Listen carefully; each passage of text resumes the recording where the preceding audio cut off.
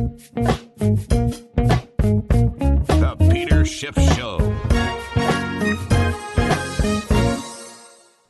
30 years ago today, on July 26th, 1990, George Herbert Walker Bush signed the Americans with Disabilities Act, otherwise known as the ADA, into law. And like all bad laws, this law was conceived, at least in theory, with good intentions. And you know what they say about the road to hell, right? It's paved with good intentions. And there's probably no better example than paving a road to hell than the Americans with Disability Act. The motivation, supposedly, for the act was to make it easier for people who had work-limiting disabilities to get a job, right? After all, if people are not working because of a disability, but if there is some potential accommodation that employers could make that might enable these otherwise non-working disabled individuals to get into the workforce, then they can improve their lot in life, they can get the benefits of employment, and the economy would get the benefits of their efforts and their productivity. And of course, you know, there's always a movement on the left to grant special privileges to people under the guise of civil rights. And here is another group of entitled Americans, right? Americans with disabilities. Now they cannot be discriminated against. They must be treated the same as everybody else. And therefore, we're going to require employers to accommodate disabled workers so they too will have the ability to get a job. And so employers will have to accommodate their disabilities because they have a right. That's their civil right. Disabled people have a right to a job, and therefore employers have a responsibility to make sure that they provide reasonable accommodations to allow the disabled to work. So that was the thinking. And if you go back to 1990, about 50%, maybe slightly more, of the people who had work-limiting disabilities were in the workforce. So the other half were not working. And the idea was, let's get these guys into the labor force. So they passed the Americans with Disabilities Act, which basically required employers to make these accommodations. And it also empowered individuals to file lawsuits against employers who failed to provide the accommodations as provided by law. So what was the effect of this well-intentioned law? Well, as I said, in 1990, about 50% of the people, a little more, who had these disabilities had jobs. Today, that number has dropped to fewer than 20%. And in fact, almost immediately following the passage of the Americans with Disability Act, you saw a drop in employment among disabled individuals. And that decline has been steadily ongoing for the past 30 years.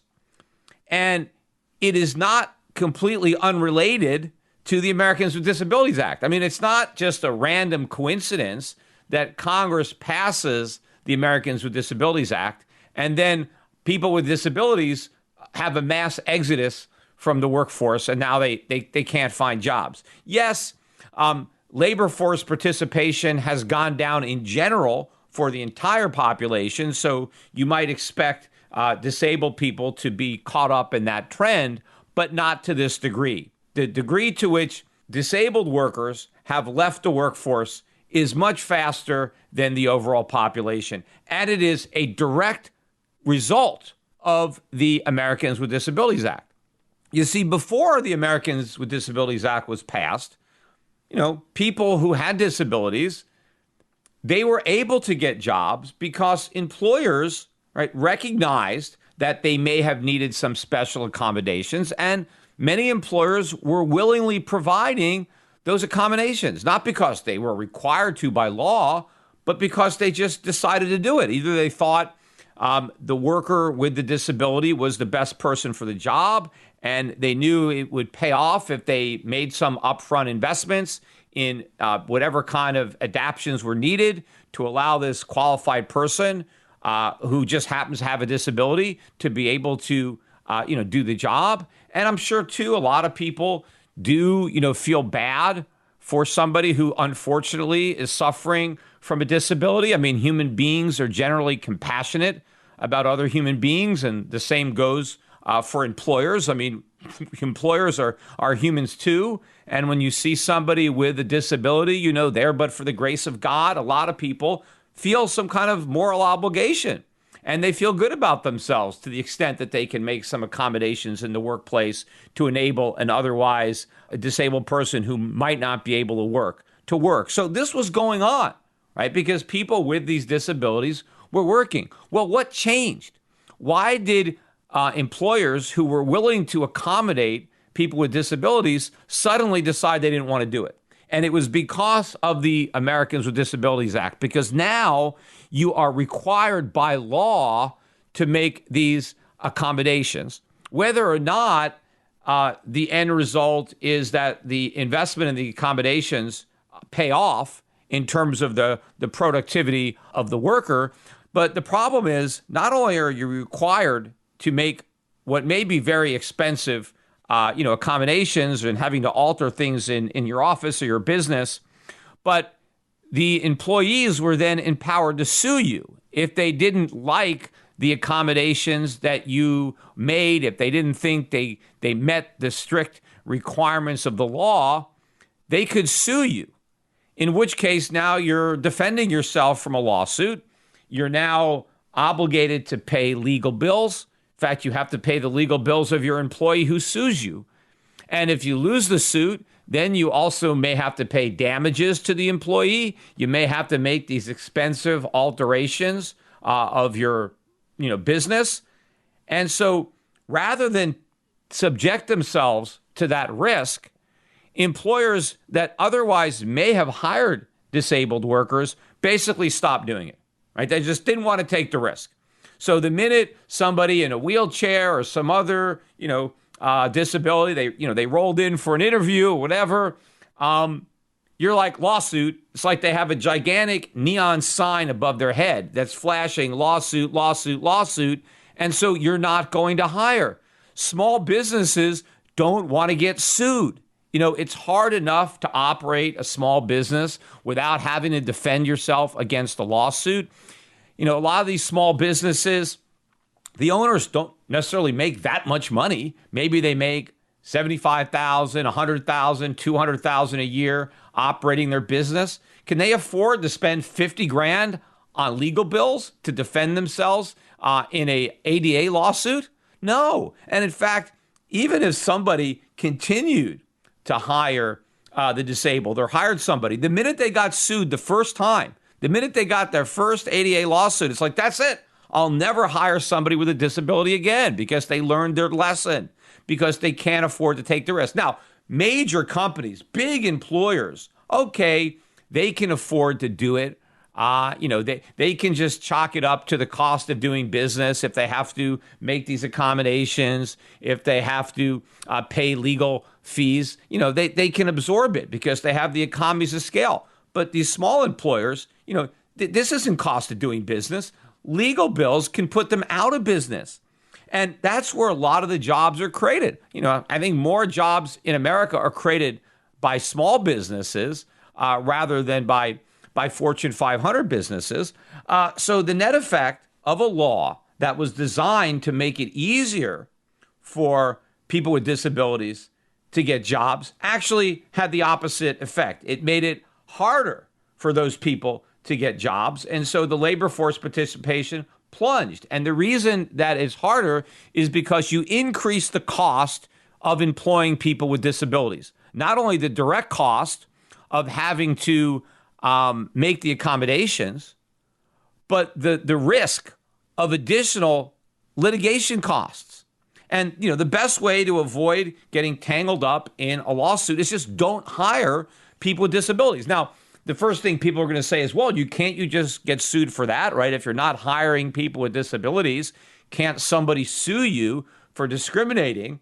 And the answer is they can, but it's very difficult to prove, right? Especially if you're a small business. I mean, how many disabled workers are you supposed to employ? I mean, if you don't have any disabled workers, let's say you have 5 people that work for you and none of them have a disability, I mean, that doesn't necessarily prove that you're discriminating against people with disabilities. It's very hard to win a case against a small employer where you've never been hired. And a lot of these attorneys, those are not the cases that they want. They don't want to sue somebody who's never employed a person.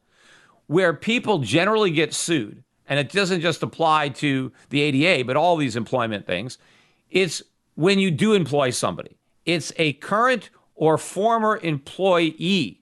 Those are the ones that sue, right? They either sue you because you provide them with a hostile work environment. There's something going on the job that they feel has violated their rights. So if you employ a disabled person and then, there's something on the job that is not up to code to accommodate them, or if somebody gets fired, right, then they can sue and they can claim you fired me because of, my race or my sexual orientation or my disability.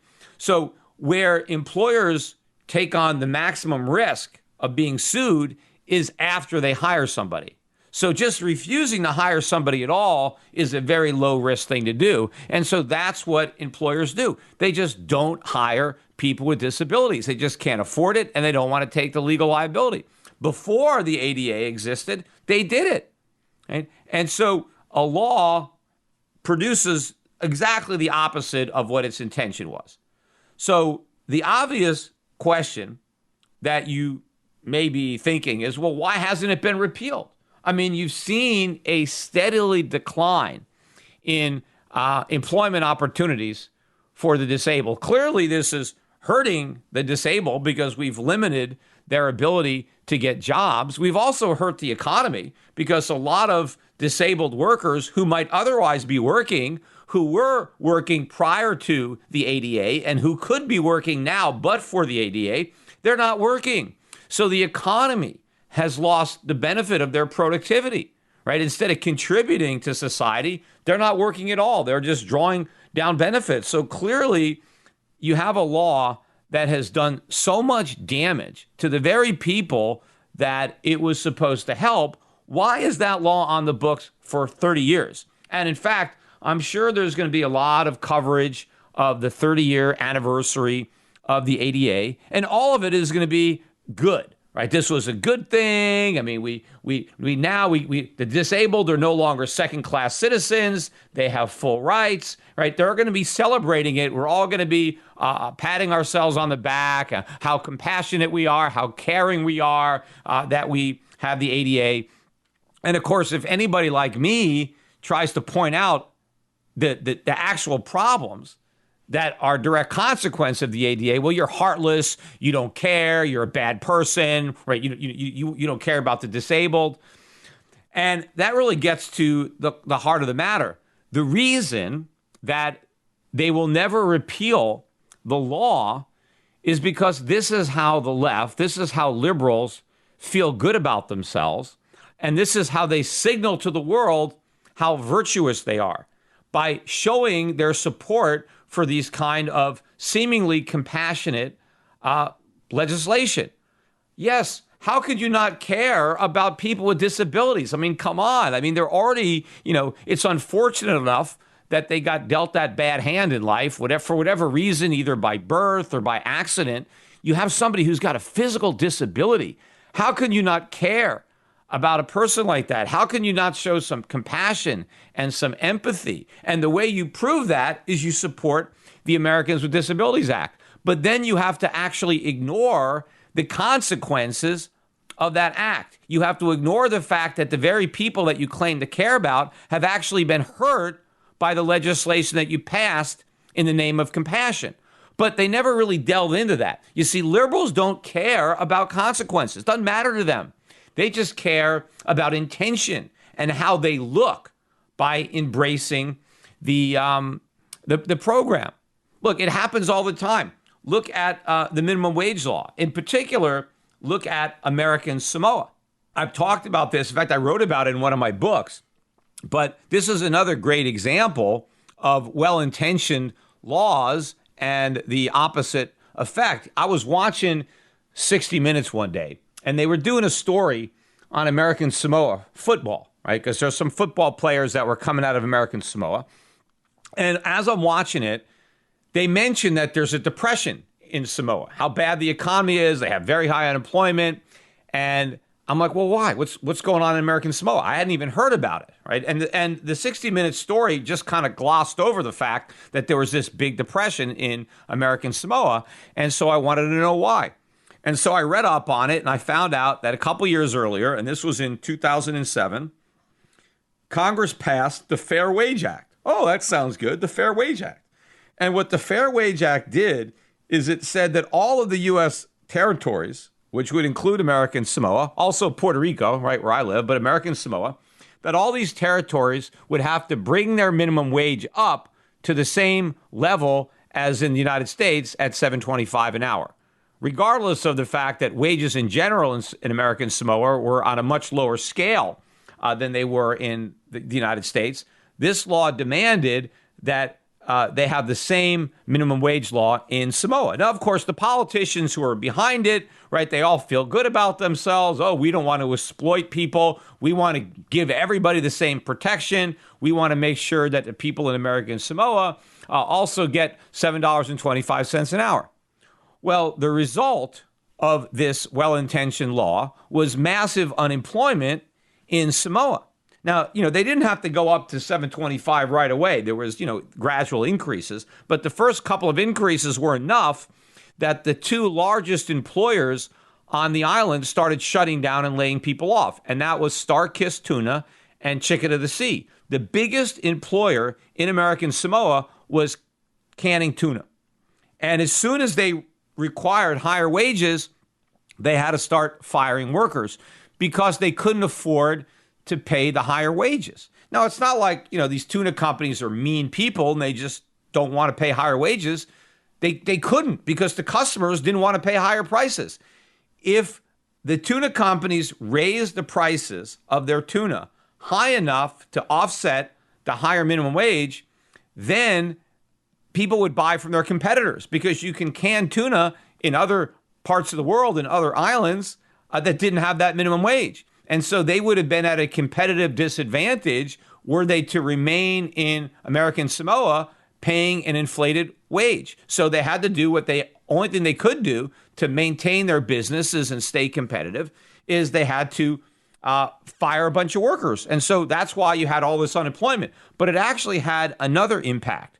You see, when boats would take the canned tuna from Samoa to the U.S., now you had this big ship in the U.S. that needed to come back to Samoa to pick up more tuna. So on the way back, there were products that the American Samoans were importing. But the minute they were no longer sending tuna to the U.S., they didn't have the ships to come back. So now the ships had to go one way with stuff and leave empty. And so the cost of importing goods into Samoa shot up dramatically. So not only did the minimum wage put all these Samoans out of work, but it also dramatically increased the cost of living for even the people who didn't lose their jobs. So they decimated the entire Samoan economy. And of course, that had ripple effects, and then other people lost their jobs. And the government of American Samoa, they didn't want this minimum wage. They tried to stop it. They begged with congressmen not to do this, right? The people from Samoa did not want the higher minimum wage, but American politicians, they didn't give a damn what the people in Samoa actually wanted. All they cared about was how they looked to their constituents. And they didn't want to look like they were bad people by not favoring this Fair Wage Act and the poor people in Samoa. So they were willing to sacrifice the poor people of Samoa so that they can look good and they can feel good about themselves. Now, they eventually amended the act. I mean, there was so much economic decimation in Samoa that by 2015, they amended the Fair Wage Act and they extended the time period where Samoa would have to bring its minimum wage up to $7.25. Or, of course, if we end up, raising it to 15, then they're going to have to go to 15. But they have a longer time period to get there. So that's not as terrible. But what they should have done is repealed it completely, because it's done tremendous damage. But they don't care. So, again, one of the reasons that they will never repeal this law is because it would violate everything that the left believes, the symbolism over substance. So they're willing to sacrifice the very people they claim to care about so they can maintain that illusion that they care. And so the Americans with Disabilities Act won't go away because nobody has the guts to oppose it, because it looks so bad politically. The minute you try to talk against it, you're a horrible, evil person. You're one of the bad guys. So you have to just congratulate yourself on the fact that you support it and that we have this law. But there's another reason that it will never get repealed, and that is the trial lawyers. The main beneficiaries, in fact, really the only beneficiaries of the Americans with Disabilities Act, are the lawyers. They have cleaned up. There is an entire cottage industry now of lawyers who work with certain people with disabilities that routinely shake down and extort money from small business owners all over the country. And since these lawyers are making so much money off the ADA, right, they donate a lot of their take to the politicians, right, in campaign contributions. And so they're basically bribing these politicians to continue the ADA because that's their gravy train, their meal ticket. And where are these suits focused, right? It's not in the employment sector because, again, as I've said, a lot of businesses just don't hire people with disabilities. So it's rare that you get a lawsuit from a disabled worker against the employer because the employers were smart enough not to hire them. The only one I actually remember reading about, and I guess this was a problem because, the place of business, it was a strip club. And so just going into the strip club, you could see whether or not the workplace accommodated the disabled, because the workplace is the stage, right? And so everybody could see that. You don't have to be an employee to know whether or not the company has complied with ADA. And I remember reading this lawsuit. I remember laughing about it. So they filed a lawsuit. I forget the name of the strip club, but what their deal was, or how they marketed themselves, is the strippers stripped in showers, right? So they had these big poles, and then the strippers stood on top of these poles, and there was a shower up there. And so they would, pull the lever or whatever, and the water would come down. Maybe that was kind of inspired by Flashdance or something. I remember when she, drops the water on herself, but they were strip dancing in showers. And I read this article that the strip club got sued because the poles that the strippers stood on in order to strip under a shower, that those poles were not wheelchair accessible. Meaning if there was a stripper in a wheelchair, that stripper could not get on the top of that pole to do a dance under a shower. And I'm just thinking how ridiculous this is, because if you are in a wheelchair, you're not going to be a stripper, let alone a stripper in a shower. I mean, look, I feel bad for people that are in wheelchairs, right? I mean, yeah, obviously. But when you're in wheelchairs, obviously, there's going to be some limitations on the things that you could do. And one of the things that you really can't do is be a striptease dancer. I mean, maybe there's a fetish of guys out there that want to see girls stripping in wheelchairs, but most guys want their strippers to be able to stand up. I mean, most of the thing you're doing when you're dancing striptease, you got to be standing up. You got to, you can't just be in a wheelchair trying to be a stripper. And I don't even know if the lawsuit was filed by an actual stripper in a wheelchair who wanted a job. I doubt there was a woman in a wheelchair who wanted to strip on that shower. I think there was just some lawyer that happened to go to that strip club, and he saw an opportunity to shake down the owner by claiming, hey, that pole isn't wheelchair accessible, right? So that was, one of the suits I read. But almost all of the legal actions that have stemmed from the ADA are not about employers not accommodating their workers. It's about businesses not accommodating their customers, right? The customers, right? And even if, the customers aren't paying, right? Even services that you're providing for free.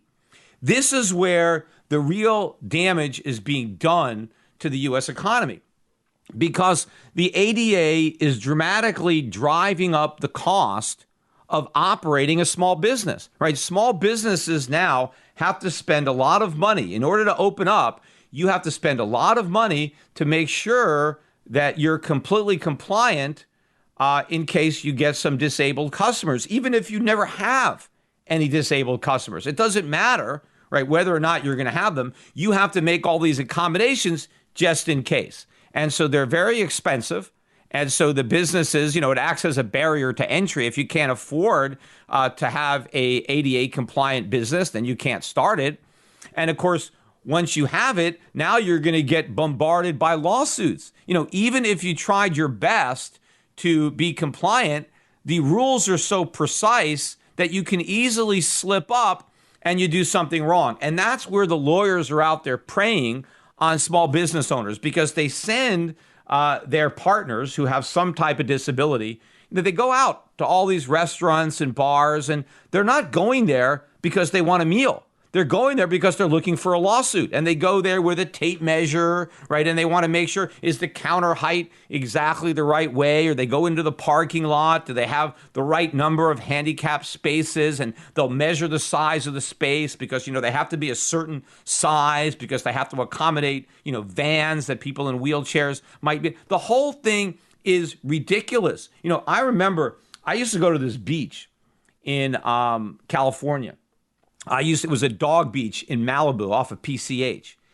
And the way you got down to the beach is you had to scale down a bunch of rocks. It was like a cliff. There were no stairs, right? It didn't have to be, wheelchair compliant because there was nothing there. It was just, you had to, go down these rocks. And even I was a little scared sometimes climbing down these rocks that I might slip, right? It was a steep grade and it was a big drop. But what always used to piss me off is that when I got there, there was always like 5 different parking spaces, handicapped spaces that nobody ever parked in. And it wasn't a big lot to begin with. So a lot of times I would get there and I would have to park out on PCH, busy street, because there was no space in the parking lot, except there was always these handicapped spaces that people were afraid to park in because it's a very expensive ticket, right? You ever get a ticket for going in a handicapped space? Those are expensive tickets. So nobody would park there. But all I was thinking is, what a dumb place for a handicapped parking space, because nobody who's handicapped has a prayer of getting to that beach. If you're in a wheelchair, it is impossible for you to get to the beach. Yet they had to provide handicapped parking spaces anyway. It doesn't matter if nobody with handicaps are there, you still have to set aside these parking spaces. So you've got these lawyers that are scouring the country looking for tiny violations of the ADA Act, and then they file a lawsuit. And a lot of times, the owners don't even fix the problem. They just pay off the lawyer and hope he goes away, right? I mean, it's just blackmail. It's just shakedown money, right? And that's the main reason that the law is still on the books. I mean, a really funny example. I mean, it's funny, but it's not funny. It's sad. A good friend of mine owns a lot of commercial real estate. And one of his properties, he rents out to a Starbucks restaurant. And I forget if it's owned, but if it's a franchisee or it's just a corporate Starbucks. But anyway, he gets served a suit. Starbucks is being sued. And he's being sued too because he's the landlord. And it's from a person who went into the Starbucks, and this person was hard of hearing. That's his disability.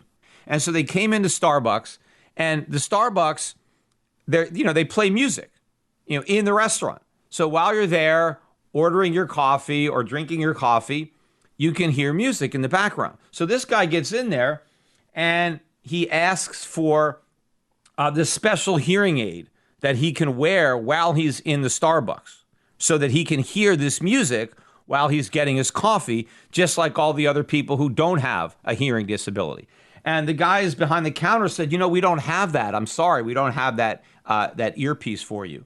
And so They were sued for not having the earpiece. Apparently, if you're going to play music, you have to make sure that everybody can hear it, even if you're not charging for the music, right? It's not like, people are there, they're getting coffee. They're still able to sell the people with hearing disabilities coffee. They just can't hear the music in the background while they're ordering it. And now there's a lawsuit. And of course, how inefficient is this to require every single restaurant to carry these hearing aids on the off chance that somebody who's hard of hearing comes in and wants to hear the music? How about if this guy takes some responsibility for himself? If you know that you're hard of hearing and it's that important that when you go into a Starbucks that you hear the music, buy yourself a hearing aid and carry it around. Don't expect every restaurant you go to stock one just because you have some special right to buy coffee. You don't. These are not rights. These are about privileges that are being bestowed on people, which then put responsibilities on other people. I mean, what about all the elevators that have music? I mean, in theory, then anybody with a hearing problem could just sue any building that has an elevator that has music in it on the basis of the fact they can't hear it. Now, what actually happens with a lot of these suits is the way they work is if you provide a service to anybody, then you must provide it to everybody, including people with disabilities. So if the Starbucks just decides to have no music at all, well, then that's okay, right? Because now nobody can hear it. It's just that if you let anybody hear it, you have to allow deaf people. I mean, one of the things that this has done has caused a lot of motels to, fill in their swimming pools with cement because it was cheaper than making them wheelchair accessible, right? Because now all of these small motels all over the nation, to the extent that they have a swimming pool, they need to make that swimming pool wheelchair accessible. And which is so ridiculous because, I mean, how many times do you check into a motel? Do you actually use the swimming pool? I mean, I've stayed in a lot of motels over my life, and not once have I ever taken a swim, in the pool. I've never swam in the pool. In fact, the only time I ever see anybody in a pool is their kids, right? Kids are in the swimming pools, right? So how many people in wheelchairs really want to use the motel swimming pool? Probably very few. But the cost of buying one of these expensive contraptions, I think it's like $10,000 maybe to buy one of these things that can put a wheelchair into the swimming pool or lift you out of your wheelchair. But what I heard in talking to one of these owners one day is, your insurance rates go up once you put these things in. And then what happens is kids play on them. They use them as diving boards. They get hurt.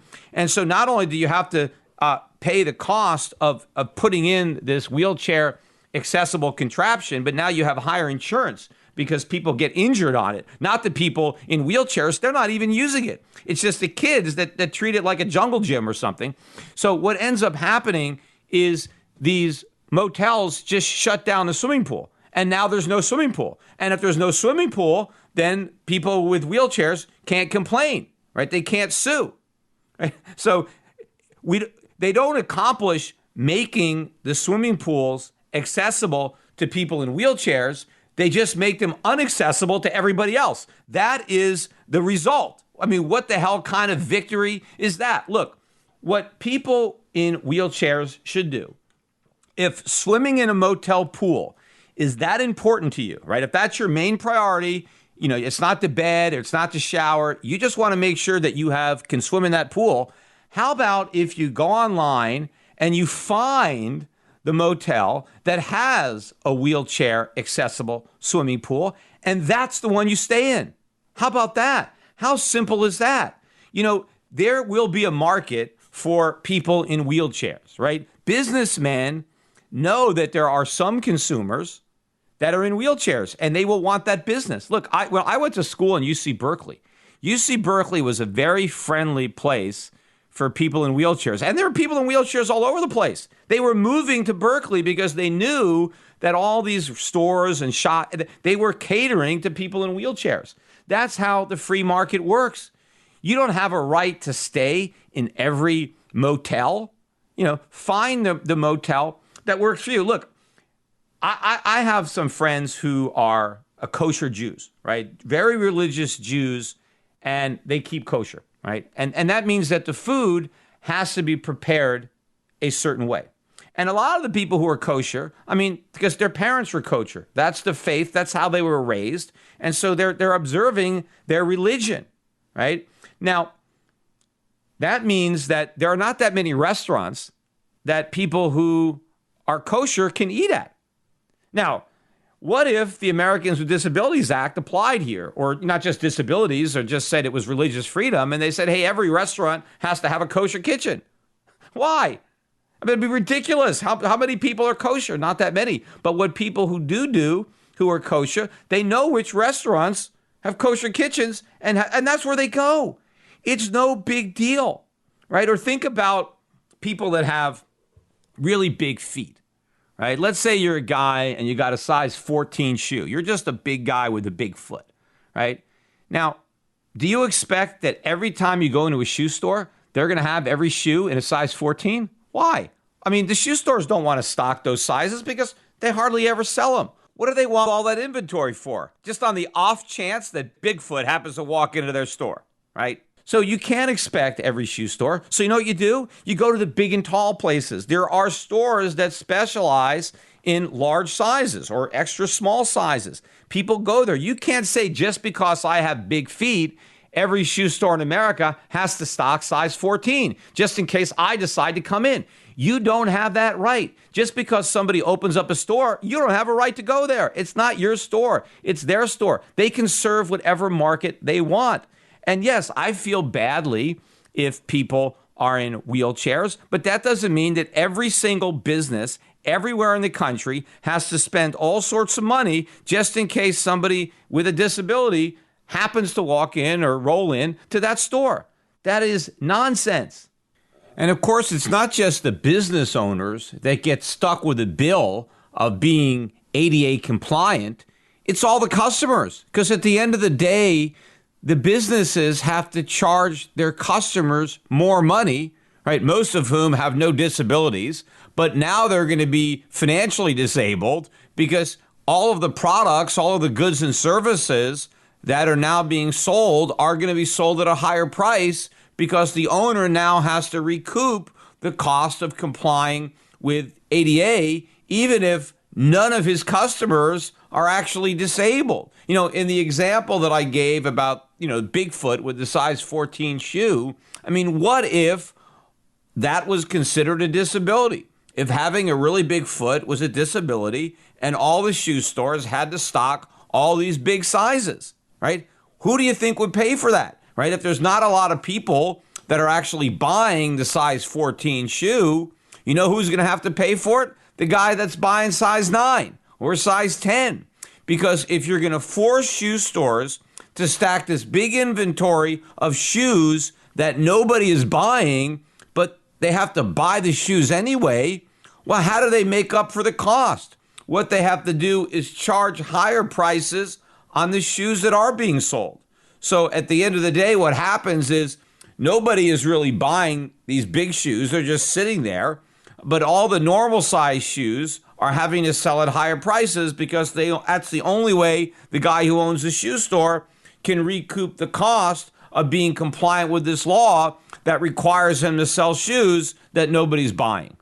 So all of these restaurants and bars and coffee shops and motels and miniature golf courses, if they haven't been shut down, or any of these businesses that have to make all of these investments in order to be wheelchair compliant, and then who have to pay legal bills by frivolous lawsuits that are filed by lawyers whose only goal is a lawsuit. There's no actual legitimate handicapped customer. There's just a lawyer utilizing a handicapped individual to try to generate a lawsuit. So all of those costs, the costs to, build out the ADA compliant facility and to pay all the lawyers the shakedown money, the end of the day, it's the customers of those businesses who end up paying the cost in the form of higher prices.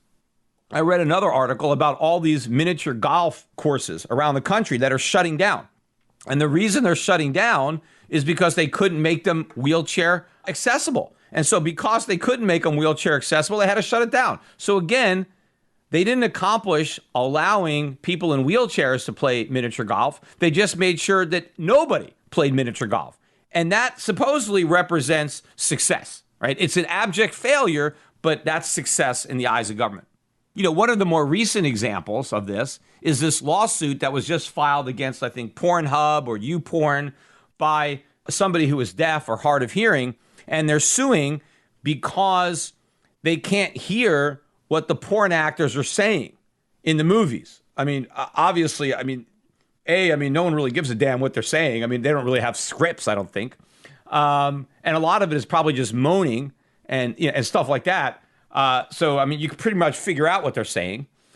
But the guy was suing because I guess they didn't have closed caption, right? He wanted to see, and I guess if you had the closed caption, most people would probably turn it off because it's probably getting in the way of what they want to see. They don't want to see the writing. They want to see the actor or actress.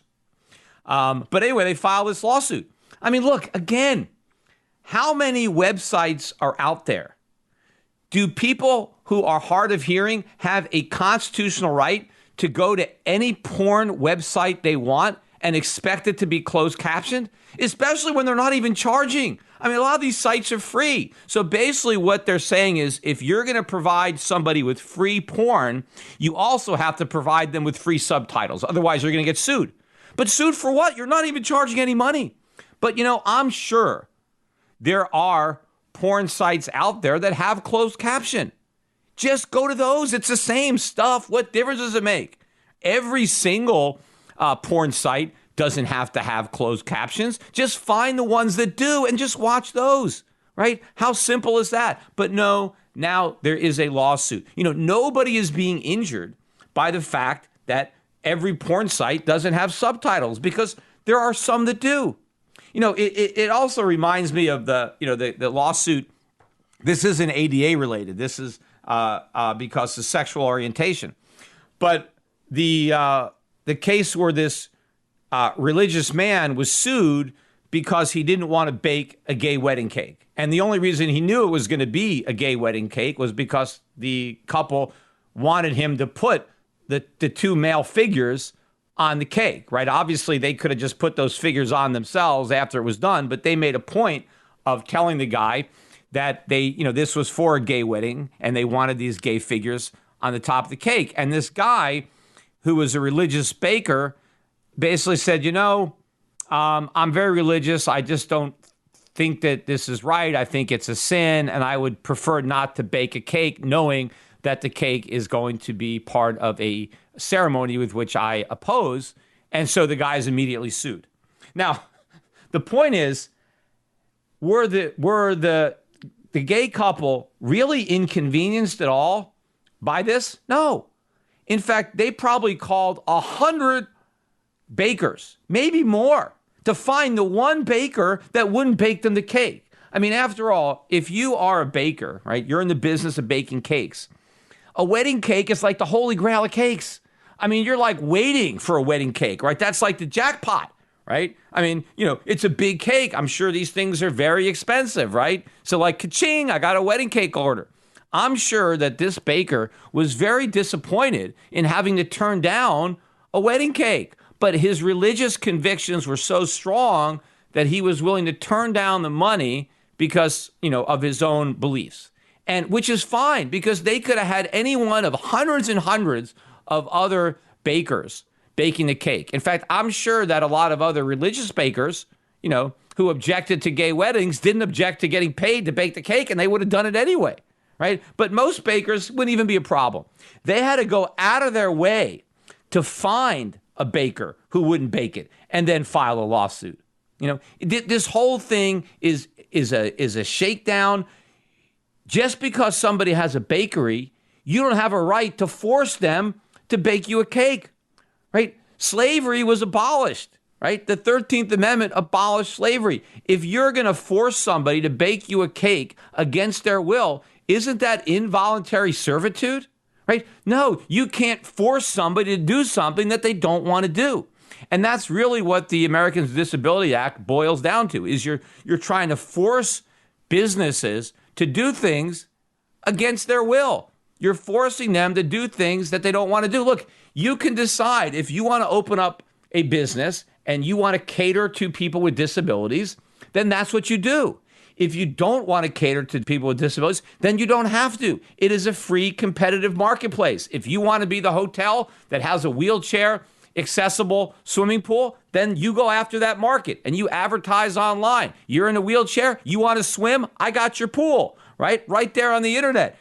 If you want to be a kosher restaurant, you advertise. You want to stock size 14 shoes, you do it, right? This is a free market.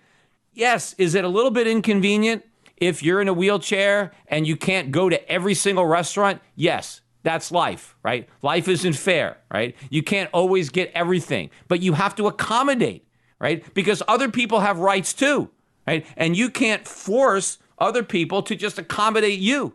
Like this guy with the hearing problem. Accommodate yourself. You buy the hearing aid. Don't make every single bar and restaurant that you may want to go to buy a hearing aid just to accommodate you, who may or may never even come there. And of course, if you're the only person that wants it, who knows how much this thing costs? I mean, they may never sell you enough coffee to recoup the cost. And especially since the only reason that guy went into the Starbucks was to look for a lawsuit. There's no way he went in there for a cup of coffee. He went in there to stir up a lawsuit. Now, I know a lot of people are going to be thinking, but Peter, isn't it just like other civil rights? Isn't, disability? Isn't it like, somebody who's Black or somebody who's homosexual or a woman? Isn't it all about equal rights? And, isn't it the same? And I would concede that it is the same. But I think that people have a constitutional right to discriminate for any reason. So that would include race and sexual orientation and gender and age, right? And disabilities. I think all of these laws which make private discrimination illegal are wrong. And it's not because I'm in favor of racism or discrimination based on those type of characteristics that are irrelevant to the job. I'm not in favor of it. I'm just in favor of freedom, right? There's a lot of things that people say that I am opposed to, but I don't oppose their right to say it. I believe in free speech. And believing in free speech means that you allow people to say things that you don't agree with, that you find offensive, right? Anybody can defend free speech when the people who are speaking are saying what you agree with. I mean, that's no big deal to let people say things that you agree with. The test of whether or not you believe in free speech is whether or not you believe in the freedom of people to say things that you disagree with, things that offend you. And the same thing goes for conduct or association. If you believe that people are free, then people are free to discriminate. You don't have a right not to be discriminated against, but you do have a right to discriminate. But it's when the government comes in and passes all these laws making discrimination illegal that we actually end up having a lot more of it, like the case with the ADA. Because they made it illegal to discriminate against the disabled by forcing employers to accommodate them, now far fewer employers are willing to hire the disabled, and we ended up destroying job opportunities for the disabled. The same thing happens with everybody that's protected, right? A lot of African Americans are not getting hired because employers are afraid of getting sued based on discrimination for race, right?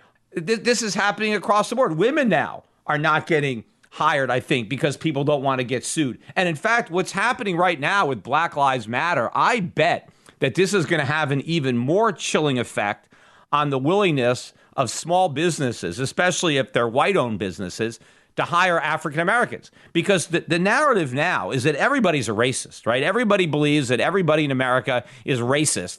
And all the problems that anybody has if they're black are from racism. So I bet today the chances are that if you happen to have to fire an employee who's black, I bet the chances that you get sued for some racially based termination are much higher right now than they've ever been. because everybody is now predisposed to assume, oh, I got fired. It must be because I'm black, because I've been told that everybody is a racist and I just got fired and my boss must be a racist. Or I didn't get promoted. It must be because of racism. Or I'm not getting paid as much as this other guy. It must be because of racism. So since the probability now of getting sued by an African American is probably so much greater, then the risks are so much greater. That means the cost of employing African Americans has just gone way up. And so fewer of them are going to be able to find jobs. It's not because people are racist. It's because they don't want to get sued. It's lawyers they don't like, not African Americans. And they don't care what color the lawyer is. The problem is the color of the money that they're going to have to pay the lawyer. And that's green, and they can't afford it. So it's mitigating legal risks and minimizing costs that result in the discrimination, not racism. But again, the main reason that I am opposed to these laws is not because of the economic damage they do. I mean, that's another reason that I am opposed. I am opposed to these laws because they backfire and hurt the very people that they were supposed to help.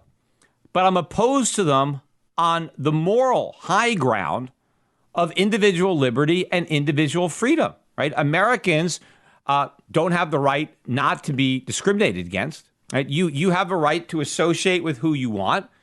You have the right to employ who you want. You start a business, you take all the risks. That's your business. If you have the right to exclude people if you want to, based on whatever criteria. All of this started with the Civil Rights Act of 1964. And that particular act did a lot of good, but it also did a lot of bad. People forget that. And a lot of people don't realize, too, that the reason that the Civil Rights Act of 1964 was passed is because Republicans supported it. It was the Democrats that were against it because you had a lot of racist Democrats that wanted to keep the Jim Crow laws on the books. And you had a lot of Republicans who wanted to get rid of them. But not all the Republicans supported the Civil Rights Act. People like Barry Goldwater were against it. Ronald Reagan, I know Rand Paul got into trouble when he first ran from Senate because they dug up some of his old writings where he was pointing out the problems he had with the Civil Rights Act of 1964. That act had good features and bad features. The best part about it was that it made it illegal for the governments to mandate discrimination, right? Institutional discrimination was outlawed. And that was a great thing. It was long overdue. See, what was happening is southern states were requiring racially based discrimination. They were forcing businesses to discriminate. The governments were the ones that were setting up, white drinking fountains, black drinking fountains. It was government that said blacks ride in the back of the bus. It was governments telling restaurants owners, you have to have white bathrooms, black bathrooms. You have to separate black customers from white customers. The restaurant owners, most of them, didn't want to do that. That's why the government had to pass laws. They had to force businesses to discriminate that otherwise wouldn't have done it. And that's not right. The government shouldn't be able to force you to discriminate. Just like I said, you have a right to discriminate, but you can't be told that you must discriminate if you don't want to. So those laws were struck down. And also, they made it illegal for government to discriminate. And they shouldn't be able to because government is not subjected to the free market forces that would otherwise punish people for discriminating because it's government. And of course, everybody is being taxed. And so everybody has to be treated equally by government. But everybody doesn't have to be treated equally by a small business owner. That small business owner can choose who he wants to do business with and who he doesn't, and who he wants to employ and who he doesn't. Just like as a consumer, you can decide which businesses you want to go to and which businesses you don't want to. As an employee, you can decide which businesses you want to work for and which businesses you don't. The problem with the Civil Rights Act was that it also made it illegal for private citizens to discriminate, private businesses to discriminate. And that not only did that open up a powder keg of lawsuits that backfired and caused people to discriminate that wouldn't, and then you started to reward discrimination because employers who discriminated had less lawsuits than those who didn't. People who weren't discriminating got sued more often than people who just avoided hiring the people who could sue them, right? So the government created a perverse financial incentive for people who otherwise would not discriminate to start discriminating. But it really just boils down to individual rights. If you're a free person, you are free to make whatever choices that you want. And, it's interesting because when it comes to social relationships, everybody would agree with me, right? Nobody believes that individuals should be forced to be, equal opportunity with all of their interpersonal relationships. Take the example of a woman, right? Women are out and women are generally pursued by men. Men ask out women, and then the women decide which invitations they want to accept, right? Now, nobody would believe that they have to be equal opportunity daters, that they have to give all guys an equal opportunity to take them out on a date, right? That they can't discriminate among their suitors, right? I mean, who would say that? I mean, what if they were going to pass a law that said, look, women, you can't discriminate based on, on height, right? You got to give short guys a chance to date you. You just can't date tall men. Or what about fat guys? You just can't look for guys that are physically fit. You got to give out of shape, overweight guys a chance, right? Or what about ugly guys? You can't discriminate based on physical characteristics. Don't just look for the handsome guy. You got to give the ugly guys a shot, right? But then what about these other characteristics? What about age discrimination? If you're a 25-year-old woman and an 80-year-old guy wants to go out with you, can you turn him down? I mean, do you have to give the old guy a shot at going out with you? Can't you discriminate against people who are too old? I mean, go on these dating sites. Look at how specific a lot of these women are, with what their criteria is. They're discriminating against everybody. I mean, what if the woman is Christian and she doesn't want to date Jews, right? She just wants, maybe she's going to get married. She wants to have her kids raised, in a Christian home. Sure, she can discriminate based on religion. I mean, she could discriminate. I don't want to date any unemployed guys, right? She could discriminate against guys with disabilities. Does she have to give people in wheelchairs a chance to date her, or somebody who's blind or whatever disability? No, she could say, look, I don't want to date guys with disabilities. I don't want to deal with that, right? I mean, that's another complication I don't want. She could say no guys with disabilities. I mean, does she have to give women a chance?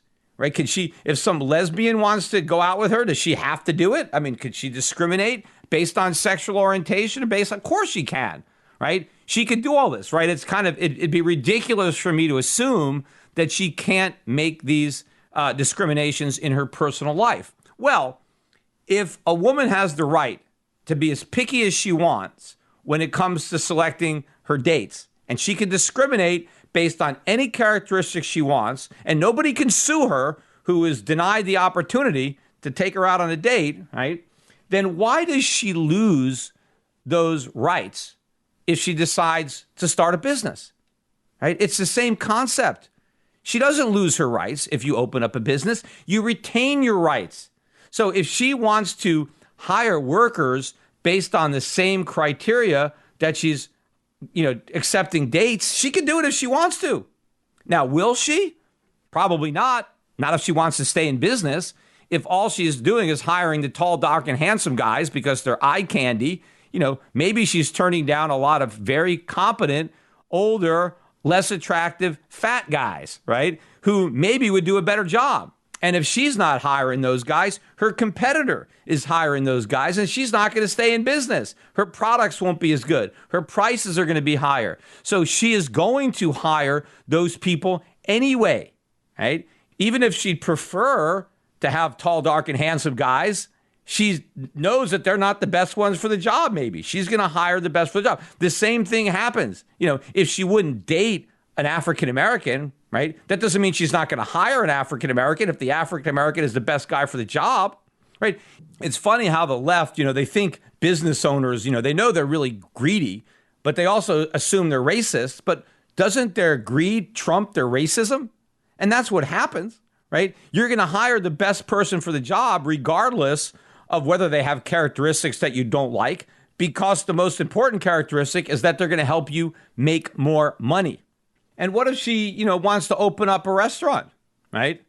What if she wants to discriminate against who her customers can be, right? What if she wants to have the same criteria, again, for her dating? Well, then she's going to limit her market, right? If she doesn't want any short guys, if she doesn't want any old guys, she doesn't want any ugly guys, if she doesn't want any people with disabilities coming to a restaurant, she is limiting her marketplace, right? Most entrepreneurs want to cast the widest net possible if they can. Even if they do harbor some prejudices, they don't care because they're more concerned about making money than their own prejudices. But, a lot of people still think, if it wasn't for the Civil Rights Act of 1964, we would still have whites-only restaurants. No way. There's no way that would happen. I mean, maybe it's possible in some real remote location. There might be enough racists in a community that you could support a business like that. But who cares? I mean, look, I'm Jewish, right? And at one time in this country, there was a lot of overt anti-Semitism. I mean, there were a lot of places that Jews couldn't go. There were a lot of clubs that were restricted. People, you couldn't join a club. In certain communities, you couldn't buy a house if you were Jewish. I mean, one of the reasons that you have all these Jewish banks, right? Salomon Brothers, Lehman Brothers, Goldman Sachs, a lot of these firms, these old guard firms, wouldn't hire Jews. So they had to go start their own firms. But, eventually a lot of those barriers broke down. But look, I've got no problem, right? If there is an anti-Semite out there and he wants to put out a sign in front of his restaurant that says, no Jews, I'm fine with that. I got no problem with that. That's his right to do that. And if somebody wants to eat in that restaurant, they can eat there. I don't care. And in fact, as far as I'm concerned, if there's an anti-Semite who hangs a sign out in front of his restaurant that says no Jews allowed, he's done me a favor. Because if he didn't have that sign, I might actually eat in that restaurant. I wouldn't know that the owner was an anti-Semite, and I would be giving my business to somebody who doesn't like Jews. Why do I want to do that? I like it if the anti-Semites identify themselves so I know where they are so I can avoid eating in their restaurants. And if some people want to eat in those restaurants, if there are some other anti-Semites that want to eat in that restaurant, great. Then they're not going to be eating in the restaurants where I'm eating. And so I don't have to be around them. If they all want to congregate in one place, that's fine with me. Why do I care? There are plenty of restaurants that will allow Jews, and that's where I'm going to eat. I don't have a right to eat at every restaurant I want. If somebody doesn't want me there, why should I force him? And in fact, why would I even want to eat in a restaurant if it's owned by an anti-Semite and he knows I'm Jewish? What if they spit in my food? What if they? Why would I want to take a chance? I'm happy. Like that's why when these guys want to force somebody to bake you a cake, I would be scared to eat that cake if I had to force somebody to bake it for me. Who knows what they might put in it, right? So it doesn't matter to me. Look, if somebody had a restaurant and it was like whites only, even though I'm white, I wouldn't eat at that restaurant either, right? Even though I'm allowed to eat there, why would I want to?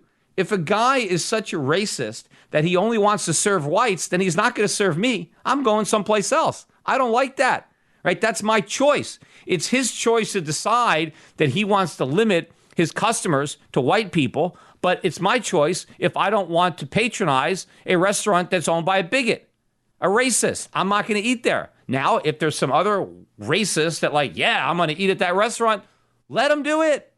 That's life. You've got to be tolerant. That's the craziest thing about the left is they want to pretend that they're so tolerant, but they're completely intolerant because they don't tolerate intolerance.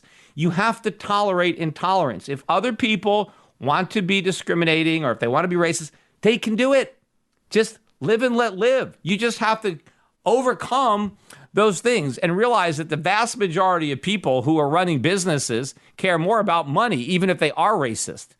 They care about the bottom line. The customer is always right?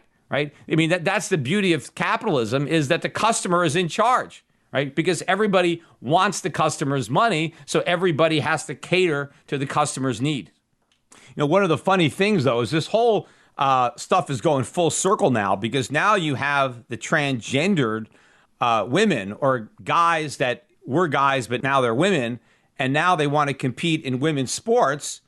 And of course, they're kicking butt. They're winning all the medals because the women can't compete with these guys because even though they're saying they're women, biologically they're men. And so they still have a lot of the strength advantages that men have over women. So now they're kind of in a box because first they have all these women's sports because women can't compete with men. That's why they have women's sports, because women aren't going to make the men's basketball team. They're not going to make the men's track team. They're not going to be able to compete in men's tennis or men's golf. They just can't do it. So the only way they can have professional sports is if they're segregated. If you separate the men from the women, and then you let the men compete against the men and the women compete against the women. But now if you allow the men to compete against the women, you destroy the whole concept of women's sports. Because now any guy could just claim he's a woman, and now he can compete with the women and have an unfair advantage because physically men are just stronger and faster than women. I mean, that's just biology. It's anatomy. Nothing you can do about it. That's just the life. But it's interesting now they're starting to eat each other because now some women are trying to turn on the LGBT community that is demanding this type of a combination, which defeats the whole purpose of what a lot of the women fought for in the first place. Now, there are a lot of people, though, that kind of try to draw a distinction between private conduct, like who you choose to date, and your conduct once you decide to open up a business, right? That somehow people have a special right to work for somebody, but they don't have the same right to date them, right? And maybe it's because they say it's it's not as personal. Well, look, first of all, there are a lot of things where you're employing people or people are employed. What if I'm a masseuse and I don't want to massage men, or I don't want to massage women? I know a lot of guys don't want to get massaged by other guys. They don't want to hire a male masseuse. They want to hire a female masseuse. I mean, there is an employment, and you're discriminating based on gender. Obviously, too, when I talk about dating, well, what about prostitution, right? What about when people are selling their services? What if I am a male prostitute and a guy wants to hire me? But what if I'm straight? What if I only want to accept female clients? Can some gay guy sue me because I'm not having sex with him too? After all, because I'm having sex for money, therefore I'm in business, and how can I discriminate against him just because he happens to be a guy, right? So you can see that sometimes businesses can involve personal interaction the same way that dating can. But in theory, right, based on these laws, if you are and of course, prostitution is illegal in most places, but there are some areas of the country where it's legal. And so in theory, you could be sued if you refuse service to somebody based on gender. But I don't make a distinction between dating somebody and employing them. I mean, employing people are still personal relationships, especially if you're a small business and, it's a more intimate setting. You have a few people that work for you. Sometimes you're working long hours. I mean, sometimes, you have to travel for business. I mean, there's a lot of things. I mean, people should be able to decide who they want to work with. And I don't, whatever criteria they want to use, that's their decision. That's their choice. It's their business. And you can't claim that you have a right. I know they're saying, well, but you're denying somebody an opportunity. How can you deny them something that they never had? If you are starting a business, you are creating the opportunity, right? The opportunity to work at a business didn't exist until you yourself created the business. So if you're going to create opportunities, you can decide for whom those opportunities are going to be available. Because you're the one that brought them into existence, right? They're not there in nature. And if you set up a business, you could decide this is who my clients are going to be. Look, you've got all kinds of publications that cater to various genders and various ethnic groups. Is there anything wrong with that? No, because there's a market for that. And they're trying to target their business to a particular market. Everybody has a right to do that. You don't have the right to force somebody to comply with your will, right? People don't exist to serve you, to benefit you, right? In the Declaration of Independence, right, Americans have the right to life, liberty, and the pursuit of happiness. It's the pursuit of happiness that you have a right to, which is an amazing thing that America was really founded on the idea of happiness and your right to pursue happiness. But what the framers did not believe in was that you had a right to be happy. Happiness is up to you. You have to make your own happiness. The government can't deny you the pursuit of your happiness, but the government is not responsible for providing it. And nor can the power of government be used to force others to help provide you with happiness, right? And that happiness would include employment opportunities or the opportunity to patronize a business, right? So you have to pursue your own happiness. And the irony of it all, this is the unfortunate irony of it, is by trying to turn privileges into rights and by trying to empower so many supposed victims to be able to sue people who are not providing them with the accommodations to which they believe they're entitled, all of this has backfired. Which brings me back to the point of the podcast, which is the Americans with Disabilities Act. 30 years of harm, 30 years of damage, where the people who have been hurt the most are the disabled people who are the very intended beneficiaries of the law. And like so many government laws, it has backfired and it has achieved the opposite of its intended purpose. And like all government laws, the real winners are the lawyers who are cleaning up, who are making a fortune shaking down and harassing business owners all over the country of all races and creeds and sexual orientations. Lawyers are equal opportunity suers. They will sue anybody if they think they can make a buck. Anyway, that's it. Hopefully this podcast convinced some people who used to support the ADA to now oppose it.